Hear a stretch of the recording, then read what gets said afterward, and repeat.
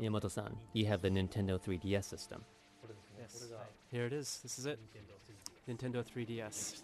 It's finally finished. Nice. Isn't it cute? It's got a little circle and a plus. Our first project together had a little to do with 3D.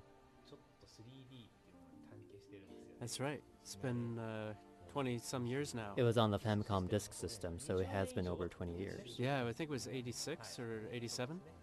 3D Hot Rally. We made a disc-based game with it.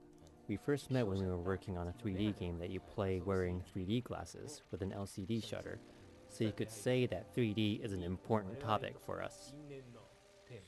Yeah, it has this universal appeal, I think.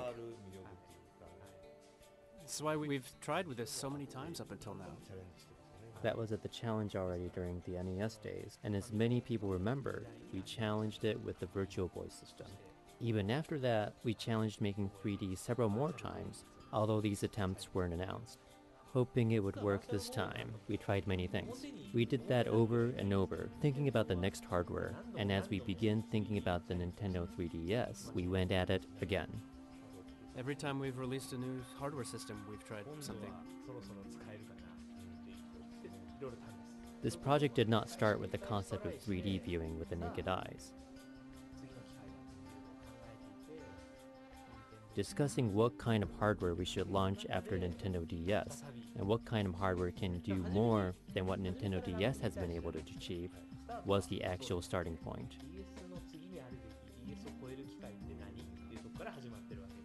That's right. You know, there were many different directions, and the DS itself gradually added many features. It became a very useful tool, and the software, I would think, has really kind of broadened beyond what you'd call the typical evolution of an entertainment device. But as an entertainment company, creating appealing entertainment, we're always looking at what the point or hook of the entertainment is. And with our long history of experimenting with 3D, we've always proceeded with doubts. You know, will people buy it? Can it only be seen on certain TVs? You know, or thinking of game options, we always talk about, oh, should we make a new accessory? But, you know, if you don't include the accessory from the outset, you know, then only a small section of consumers will actually buy it. So we always have these doubts about these types of things. And it was in thinking these through that it came to the point where I felt that the only device that could surpass the DS was, you know, Nintendo 3DS. When we started looking at LCD devices that could show 3D images, and we actually experimented with them, the overall impression by each one of us appeared to be, this looks better than I thought. Yeah, everybody says they thought it was better than they expected. It was kind of similar when we made the Game Boy Advance originally. Everyone was very surprised when they saw Yoshi appear on the GBA screen. You know, and when Mario appeared for the first time on the 3DS screen, it was the same type of feeling, the same type of surprise. This has a lot to do with the fact that the hardware manufacturer's technology is advanced. Miyamoto-san, with this Nintendo 3DS, do you have any ideas as to what can be done with it in terms of things you think will be fun to do in 3D but weren't possible until now, without revealing too much? I can't tell you any secrets, but something that's really easy to understand is that once the Mario games went into 3D, they became much more difficult. You can't tell what's near or what's far. You can't tell the distance. So when a platform stretches out from across a gap, you can't tell what part of the cliff it's gonna hit at, whether it's gonna be above you or below you. Most people can grasp the distance jumping sideways, but it's completely different when you're jumping towards the backside of the screen. Yeah, it's really hard to tell height differences. So actually one of the most difficult things to do in a Mario game is just jump on top of a tree stump. And it's even harder to hit a floating question mark block. It's in midair. You know, but in 3D, you're able to hit these question mark blocks very easily. You can jump right on top of the blocks very clearly. You know, that's the clear characteristic of 3D graphics.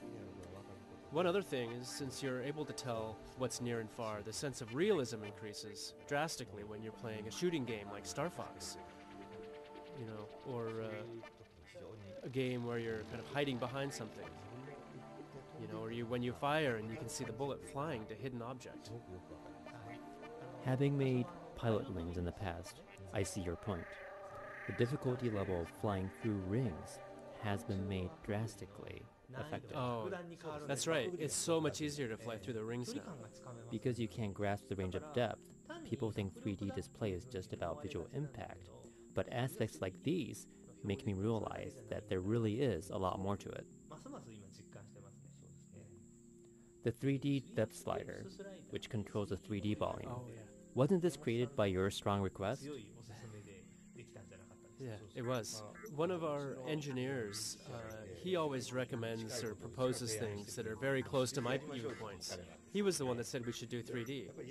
But thinking about it, everyone sees 3D images differently.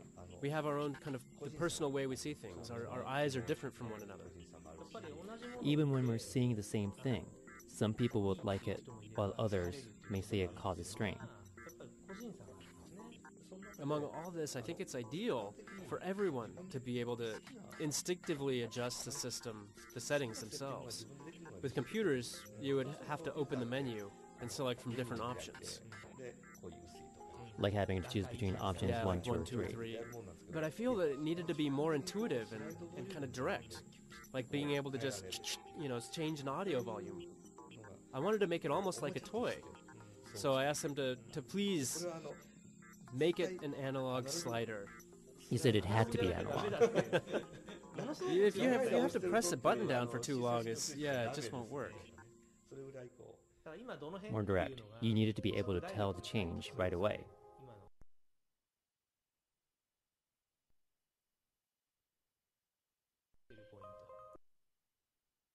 Oh, yeah. You know, I'm sure we'll probably talk about this too, but the tag mode feature is one. We had something like that in Nintendogs, where you can communicate with others as you walk by them, or being able to communicate with someone you happen to walk by on a subway by chance. I really wanted to take this feature and strengthen it as much as possible. Walking around with the Nintendo 3DS. As you walk around with it, you can experience the tag mode in all sorts of places. As you walk around with it, you notice people are talking about the Nintendo 3DS, so you show it off. When those people see it, they too get happy. If things like this can happen everywhere, it would be one of our dreams coming true, and that's a goal we want to make happen. Yeah, I think so.